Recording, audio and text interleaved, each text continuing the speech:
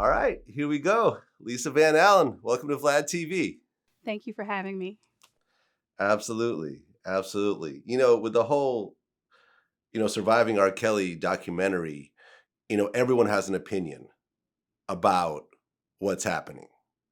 But I think we're lucky enough to actually have someone here who was in a relationship with R. Kelly for a number of years.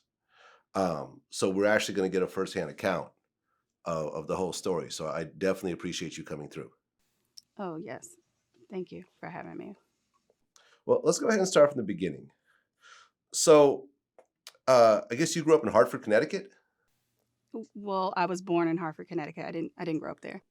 Okay, Yeah. where'd you end up growing up? In Georgia, in Atlanta, Georgia. Okay, and, you were a foster child? Yes. Okay, and what was the whole story about you becoming a foster child? My mother was actually a teenager, and she and my father separated. She didn't have any money. I ended up in foster care, and something happened to where she ended up in jail, and they ended up the state got involved, and me and my younger brother, he was actually like a newborn, and I was 1 years old. And they put us in foster care. Wow. There were no grandparents or anything else like that around to help you guys out during that time? I do have a grandmother, but she was actually working and she had other grandchildren, so it really wasn't a good situation for her at that time to take on her grandchildren. So, and that's how I met my foster mother, because she worked with my grandmother, and my grandmother introduced her to me. Okay. Now, I've interviewed, people on the show that were foster children, and I think what a lot of people don't realize, and I don't know if this is your case, but you know, they had, I would say, how many foster homes were you in? And I'd get these astronomical numbers like 34, 28, like these huge number of homes. Was that happening to you or were you just in one home? No, it was actually just the one home. I was there from 1 until I was 6 years old. That's when I got adopted. But, I would have rather had gone to another one because I was, sexually abused at the foster home, so Okay. So in the foster home, was there two parents or just one? there were 2 in the beginning, and then the foster lady, her husband died, so then it was only her.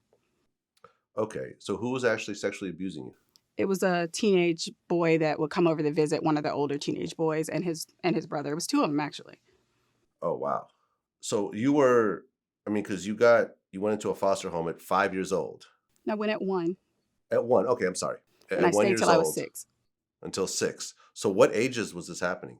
I was about 4 because I can remember it, so I know I couldn't have been too much younger than that. I was about 4 years old, and anytime they would come over, yeah. Okay, But that's hard.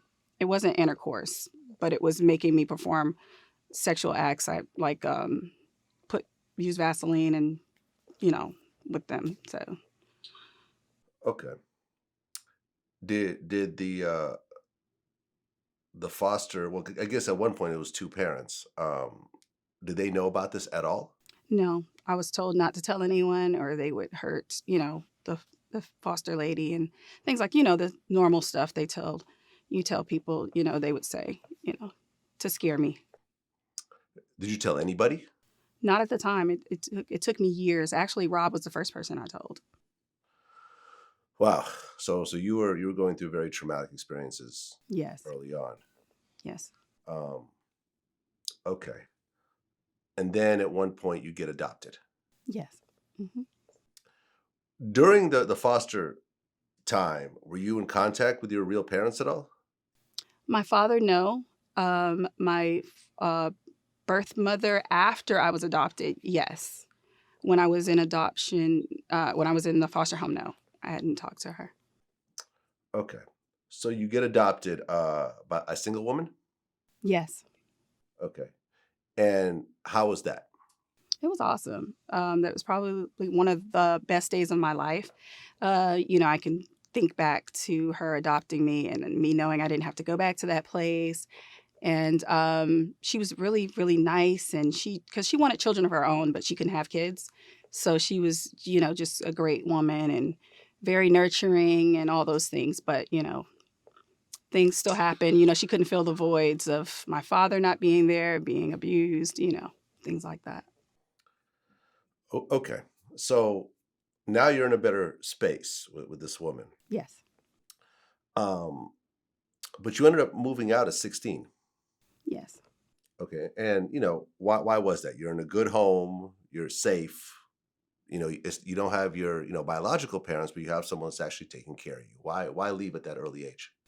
It really was just me being a teenager and her and I going through our own little battles and things like that with me thinking I was older than I was. You know, if you know anything about teenagers, they think they're grown, you know. So at that time, me and her were struggling, going back and forth. Her mother had just gotten sick and she was dealing with her mother's illness. And, you know, we had like a really big argument. And I told her, you know, I want to go live with my aunt. And that's how I ended up going to Minneapolis at 16. Okay. So you moved to Minneapolis and you're living with your aunt. So you're not really on your own like that. You're just with a relative. I was with a relative, but I was very much on my own because she provided shelter. But if she was not home, you couldn't get in the house. And she wasn't buying me any clothing, no feminine products, none of that stuff. So anything you needed, you'd have to get for yourself. If you couldn't get in the house, and back then, back in '96, there weren't cell phones. So if I didn't get in and I'm in Minneapolis and it's 20 degrees outside, I'd catch a bus to someone's house or find somewhere to go.